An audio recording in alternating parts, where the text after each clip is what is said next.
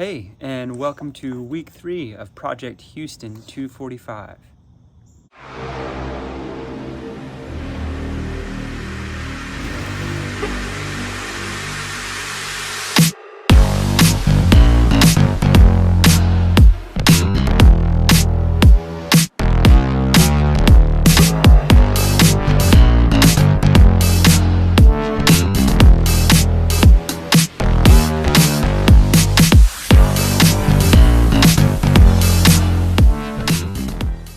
So at the recording of this intro, it's actually the very end of week 2. It's Sunday, September 29th. And I know on my last video I said I probably wasn't going to run today, but I went out and ran 10 miles because I was tracking a bunch of people at the Berlin Marathon, and it just got me in the mood to get out there and run with some of my crew. Con's paying attention to someone. Oh. Acorns. Anyway, I have 2 races at the end of this week, and that's going to be mostly what this video will be about. Won't be doing a whole lot of, come on, Con. Won't be doing a whole lot of training leading up to those. It'll be a kind of a step back week. So I'm really only going to do no more than an hour of running for each day this week. I'll do another set of ATP hill sprints on Tuesday. Other than that, it's going to be just easy days. So I won't have you following me each day, but I will have the Wonder Run 5K that my school district is putting on Saturday. That's going to be on a fast course that I've run under 18 minutes on a couple of times. So we'll see if I'm still in 5K shape in order to get another sub 18 there. 17 high would be great. And then I have the Lake Norman 15K the day after on Sunday, and I think I'm going to try and do that at my goal Houston pace, which would be about 6:17 per mile. That would be around a 58.5 if I held that for the entire 15K. So we will see. But I also have 2 music gigs next weekend too, both in the afternoons, so I'm not going to really have a whole bunch of rest. So we'll see what happens. It'll be an easy week into a very busy weekend. We'll see you guys on the weekend. Okay, here's the flat lay for the first race, the Wonder Run 5K, which again is put on by my school district, and I'm going representing the elementary school that I teach at, because each school kind of has a team of people who signed up. So yeah, the eagle is the mascot of my elementary school, so I chose this particular Reckless Running singlet.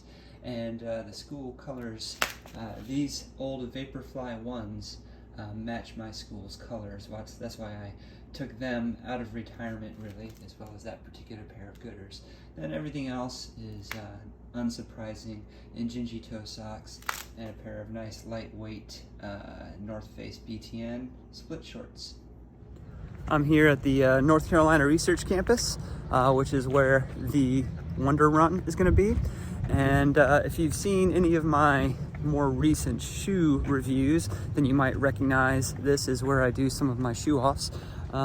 This is going to be a fairly fast course. The first mile it has a very fast start and a little hill toward the end. Second mile is very fast with a downhill trend. Third mile has a little bit of work in it. There's a bit of an incline for the 4th kilometer of the race, but the last half mile is pretty flat, and if you have anything left, then you could really muster up a good time. So we'll see what happens. It's pretty good weather. All right, I was just running the fun run with some of my students, as well as many others, for a warm-up. And now I am all suited up, kitted out for the 5K. So we'll see what happens. 3, 2, 1, go!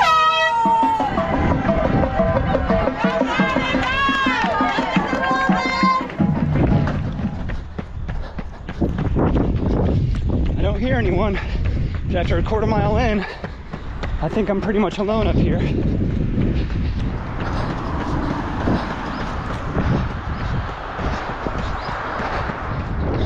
Just over halfway, on pace for sub 18, but there's a long false flat incline after this decline.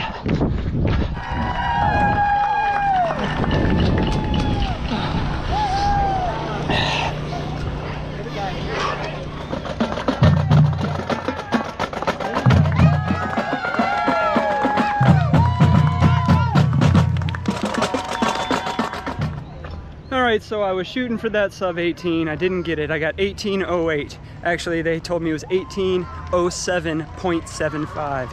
So I'll call that 18:08. I was holding that sub 18 pace for 2 miles. Once I got on that last mile, steady incline, and it was into a headwind, and then I just kind of died. The pace was hemorrhaging. I was able to hustle it up for the last quarter mile or so, but by then I couldn't in that time make up the pace I had lost. But 18:08 is pretty good. It's far from my best time on this course, but it's better than I did the last time I raced it. And yeah, we'll be happy with that. Got another race tomorrow. First overall though, so yeah. And good morning. Here's my flat lay for the second race of the weekend, the Lake Norman 15K. Reckless running singlet as usual. The new pair of Goodr sunglasses with the Bolt G frame. I'm gonna have a couple of caffeinated goos, one to take at the start, the other to probably just carry with me. 15K, you really don't need any extra fuel, but it's good to have on you. I'll have the GoPro with me. I'll have my Injinji lightweight toe socks, no surprise there. I'm going to be wearing the Rabbit Fuel and Fly split shorts, and the results of the flash poll I put out about 17 hours ago had you guys choosing the Puma Deviate Nitro Elite 3 for me to run this race in, rather than the Cloud Boom Strike. So yeah, let's get it together. Alright, it's about 6:45 in the morning, and I'm here at the race venue. It's still dark. Once there's a little more light in the sky, I'll get out and do a warm-up run, but I'm here at this gazebo because in about 7 hours or so, my band is going to be playing a gig here while there's a beer fest going on at this plaza here. So I'm going to be spending all day here, pretty much. Alright, I'm in the middle of my warm-up run, and I thought I'd pause here in Jatan Park just so we can enjoy this beautiful lakeside view. Yeah, I'm a little bit sluggish this morning, and I know some of that has to do with racing a 5K at pretty much all-out 5K effort yesterday, but I don't think that's most of it. I think a lot of it has to do with also playing a 3-hour gig, moving equipment, and rocking out on stage for 3 hours yesterday afternoon, which I'm gonna have to do again today. So, as I said earlier in this video, my goal is to maintain about a 6:17 per mile pace, 3:54 per kilometer, which would be a 2:45 marathon pace. And that's my goal for January for Houston. Now, if Jack Daniels, Coach Jack Daniels, were whispering in my ear, he would say, you shouldn't be running your goal marathon pace right now. You should be running what your current marathon pace is. And if I were to do that, that would be closer to, 6:26, 6:28 minutes per mile. So it should be said that I won't be running marathon pace today. It'll be a little bit hotter than marathon pace, probably closer to what's my current half marathon pace based off where my fitness is.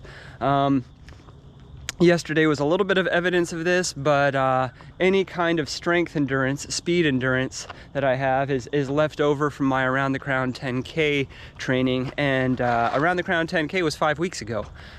So mainly what I've been doing since then is just easy base miles with some neuromuscular workouts, short ATP hill sprints, strides, things like that. So no real speed reps. Whatever I have today is going to be vestigial. It's going to be leftover. So it won't be an indicator of my fitness for my upcoming marathon, more just where I am at this point in my base phase. All right, I'm going to finish my warm up and get ready for the race. So this is a challenging 15K course, and it's best to break it up into 5K segments. I'm on the last bit of it right now, actually, for my warm-up. In fact, here is the mile 9 mile marker. Of course, 15K is 9.3 miles. So the first 5K is generally fast, first mile especially. Then you've got a grinder coming out of the park, where I was a few minutes ago. And then it's rollers through the 5K mark.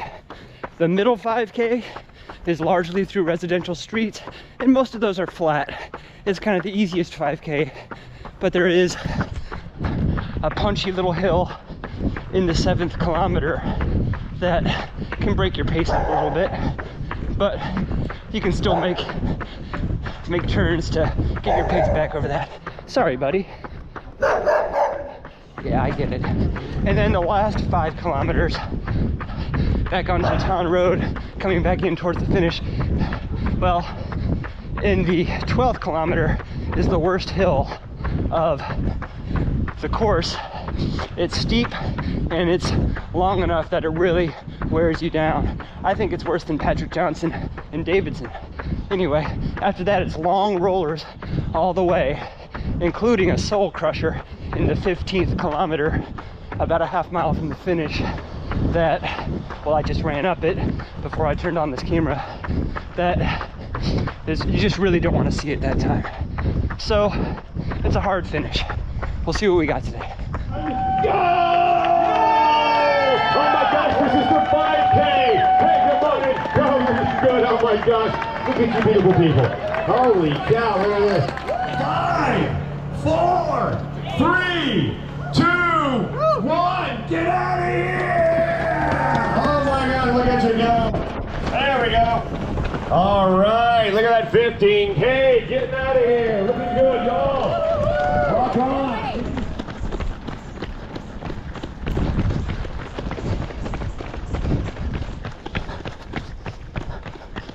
First mile's pretty much dead on, but again, that's an easy mile.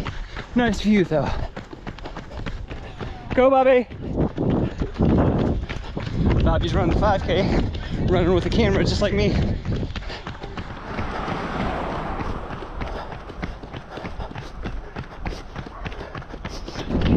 Mile 3, 18:45. It's about on. There's the mile 5 marker. See where we are. 8K done, more than halfway.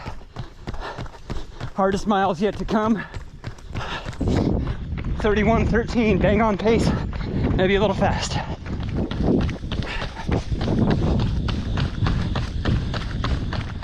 All right, worst hill on the course, right here. Oh, come on. CCM.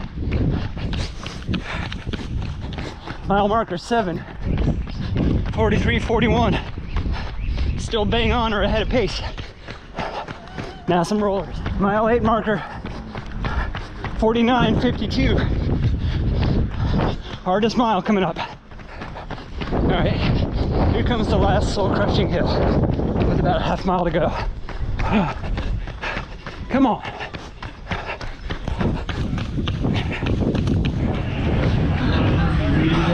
Thanks, buddy. 58:08 maybe? Yeah, so my watch read the course a bit longer than usual, 9.45 miles. So that is 0.15 of a mile longer than 15K. Still, I guess, kind of within the margin of error, but a little bit longer than I'd like. Anyway, if I go by my watch, I ran at a 6:09 pace. If I go by, you know, what the mile marker said and everything, I think that works out to about a 6:14. Either way, faster than I intended to go today, but I felt really good, at least for the first 8 miles or so. So we're gonna call that a success, especially after a pretty hard 5K yesterday. Okay, so I'm sitting in the car after cooling down and going to the award ceremony after the Lake Norman 15K. And yeah, today was a good day. I got first masters. So, I mean, that's $50 to one of the local running stores to run for your life. Can't complain about that. So, I don't know what to say for a recap. I was, I think, more proud of today than I was of yesterday, even though I won yesterday. I think I was 7th or 8th place today, but first masters. What I was more proud about was going in, you know, with what I originally thought was, you know, tired and stale legs, but able to maintain a goal pace or better for the duration. In fact, I was able to even split or maybe even negative split a little bit on the back end, which was the hardest part of the course. And I've done this race 8 or 9 times, and that back 5K always takes it out of me. I mean, it was hard today, but I felt probably the strongest I ever had, even though I've run this course faster as like a goal race before. This was probably my second fastest time on it. And this early in the plan, that bodes very well for me. So that's it for the, recap of the 15K. We'll do the shoe talk and get that out of the way, and then we'll end this video here. Yesterday's 5K, I wore the Vaporfly version 1. And mainly I did that for the colors. This is my school's colors, my district's colors, actually. But I'll still maintain the Vaporfly Next Percent version 1 is probably the best version of the Vaporfly. Now, I did not own a version 2. I've heard that the midsole is similar. The upper maybe fit better, but was not as nice. And but this Vaporweave upper does the job. Now, I size up a half size in the Vaporfly version 1. Everything else I'm true to size, even in the most recent Vaporflies. However, even though I size up a half size in this, a men's size 10 is still lighter than all of my other super shoes, except for the Asics Metaspeed Edge Paris. And I would still say that as far as super shoes go, this is second only to the Metaspeed Edge Paris as far as a 5K, 10K racer that could still also handle a marathon. Big wheelhouse. I still love this shoe. I at one time had 4 pairs of this version. I'm down to 2 now, and this one is getting there. It is within 100 miles of being retired. I have another one though that has only about 50 miles on it, and I'm going to hold on to that as long as I can. So then today's race, the Puma Deviate Nitro Elite 3, this guy right here. As I've been saying in other videos, I'm running in this shoe more and more and enjoying it more and more. And I think I'm glad the poll ended up going with this one today, because I have maintained that this is one of the best shoes for those 1-hour race efforts, and I was on my feet for 58 minutes today for that 15K, actually a little bit longer than 15K, and I felt like I was really getting some pop and bounce off of it the whole time. Had I been in the Cloudboom Strike, I think I might have gotten lost in the softness of that midsole. It's bouncy, it's fun, but I really felt like I could pop off of this shoe, and I felt like even after some of those hard pace breaking hills on the back end of the course, I could really turn it over and get down to that low 6-minute or even 6 flat pace after having climbed those big hills. And I feel like this shoe was really good for that turnover and gave me the pop off the forefoot that I needed. But even when I was getting tired and using really the full midsole, landing closer to the rear foot, there was plenty there. I do think, for me at least, this shoe required a little bit of a break-in period, and it's really kind of in the sweet spot now. Again, I'd be willing to take it up to a half marathon. Don't know about the marathon yet, but if it keeps on getting better and better, I could see why people like Dakota Lindworm would choose this as their weapon of choice. All right, so that's my shoe talk. It's been a fun weekend of races. And, playing gigs. I got to be back here in a couple hours to set up for another 3-hour gig. So don't forget to like, subscribe, ding the bell for notifications, share this video, and tune in for the next in the series of Project Houston 245. Thanks, guys. See you on the next run.